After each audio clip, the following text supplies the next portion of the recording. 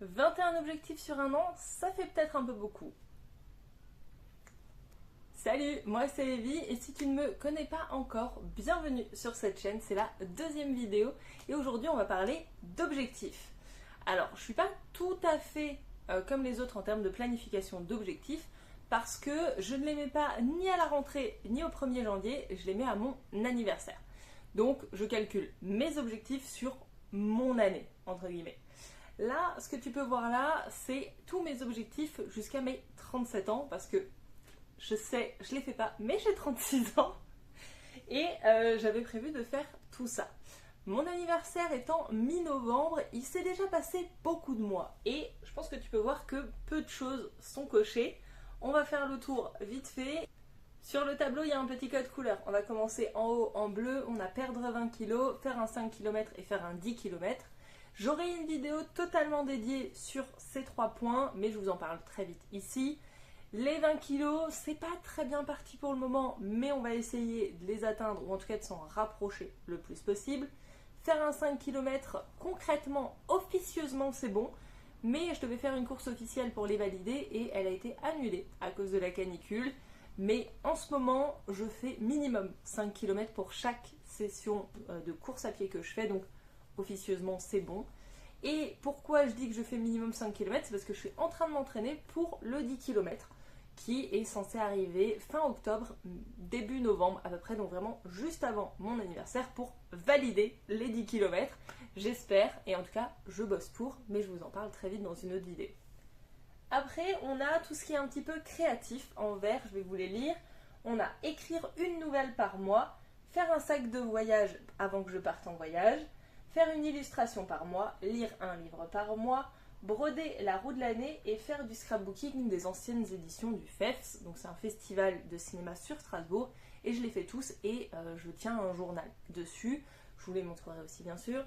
On peut voir qu'il y a beaucoup de choses qui sont faire par mois, donc je ne peux pas les valider avant la fin de l'année, mais il y en a, je sais clairement que je ne les atteindrai pas parce que ça fait plusieurs mois que je n'atteins pas cet objectif.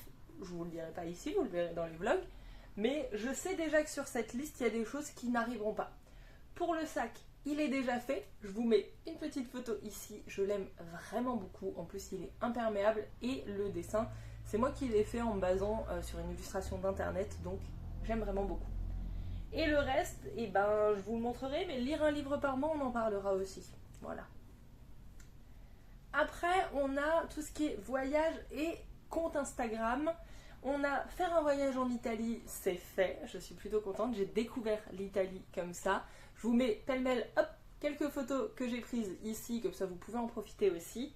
Et après on a Instagram voyage et Instagram aventure. Donc Instagram voyage, c'est l'Instagram que j'ai spécifiquement pour tous mes voyages. Je vous le mets également en barre d'infos si ça vous intéresse. Et l'Instagram aventure, c'est celui qui va avec cette chaîne YouTube. Et le but c'est de poster dessus, tout simplement, toute mon aventure avec ces objectifs-là. J'avais pas en tête, au moment où j'ai fait ces objectifs, de faire une chaîne YouTube, mais j'aime bien papoter, et sur Instagram, c'est vachement plus compliqué, parce que si ça dépasse 3 minutes, déjà ça intéresse personne, et personne n'a envie de rester verticalement avec son téléphone comme ça, alors que YouTube, on a plus le temps, on peut se poser un petit peu, du coup, c'est pour ça que j'ai commencé, c'est un petit peu la partie récap qui va être sur Instagram et des contenus courts que je vais publier sur le moment ou juste parce que j'ai envie, et des contenus un peu plus longs, un petit peu plus posés qui vont arriver sur YouTube. Donc il n'est pas dedans YouTube, mais il va avec l'Instagram aventure. Après ça, on en a un seul en rouge parce que c'est une catégorie à lui tout seul, c'est faire ce que j'ai appelé un memento mori, c'est-à-dire que tous les mois, je choisis une photo que j'ai prise et je vais l'imprimer, histoire d'avoir à la fin de l'année tout un cadre avec 12 activités ou 12 moments que j'ai passés et que j'ai pas envie d'oublier. J'en fais un tableau, j'en ai un qui est juste ici et vraiment c'est hyper cool à faire. Déjà à retracer toutes ces photos, donc ça veut en même temps aider à prendre plus de photos pour garder une trace des moments et en même temps l'imprimer. Ça fige un peu ce moment dans le temps et fait qu'on l'oublie moins parce qu'on peut l'avoir très souvent sous les yeux.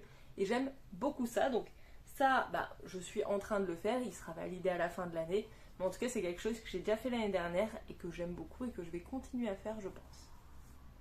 Après, on a tout ce qui est apprentissage en orange, vous voyez presque plus. Voilà, je vous montre un tout petit peu. On a B1 en coréen, il y a une vidéo qui arrive là-dessus lundi, normalement. On en parlera très vite, qui va également avec débuter le japonais. Vous verrez, ça va être très drôle comme vidéo, je pense. On a traduire Mixtape, qui est le premier album de Stray Kids, qui est en coréen, et je voulais le traduire en français. J'ai commencé vite fait début d'année, j'ai un petit peu perdu ça. Je vais voir si j'arrive à le faire, mais en tout cas l'idée c'était de traduire l'album complet. On verra ce que ça donne. Et après il y avait apprendre 3 musiques au ukulélé, parce que j'avais envie de me lancer dans un nouvel instrument. Je dis nouvelle parce que j'en ai plusieurs dont je ne sais pas en jouer. Mais je m'étais dit que le ukulélé ça pourrait être facile. Pour le moment, je sais un petit peu gratter dessus, je sais pas faire de musique. Donc 3 musiques. Peut-être que ce sera un peu challengeant, on verra. Après ça, c'est des lectures et apprendre des choses via les lectures. On a lire sur le cycle féminin. J'ai 2 livres principalement là-dessus. C'est Moi et mon cycle et... J'ai perdu son nom, je vous mets une petite photo juste ici parce que je les ai physiquement, je les ai juste pas là autour de moi, mais je vais vous mettre une petite photo juste ici.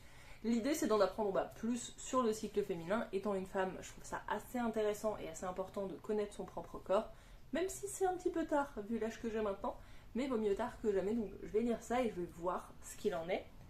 Après, on a lire sur la théorie de l'effondrement. C'est une théorie qui m'intéresse beaucoup depuis très longtemps.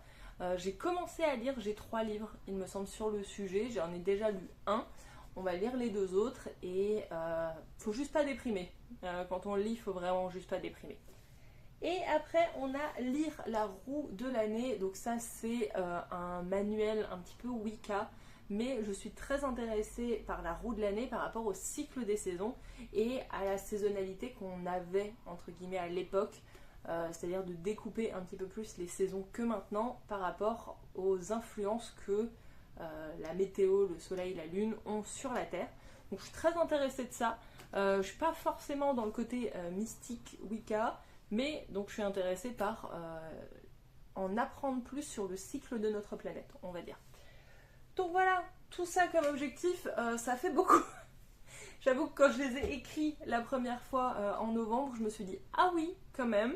Après, je me suis dit qu'il y a des choses qui sont au fil de l'eau parce que c'est un par mois, d'autres qui sont un peu plus en one shot et d'autres qui vont être beaucoup plus challengeants, comme ceux en bleu et ceux en orange juste ici. Mais je vous invite à suivre les futurs vlogs parce que là vous pouvez voir qu'il y a marqué épisode 0, même si ça a commencé depuis plusieurs mois. Mais je vais vous faire des vlogs pour qu'on puisse atteindre ces objectifs. Enfin, je dis on parce que vous allez pouvoir me regarder faire. Si vous avez plein d'objectifs, n'hésitez pas à me le dire. Et on peut se challenger ensemble, surtout si on a des choses en commun. Et voilà, bon courage à moi, bon courage à vous, et on se retrouve très vite.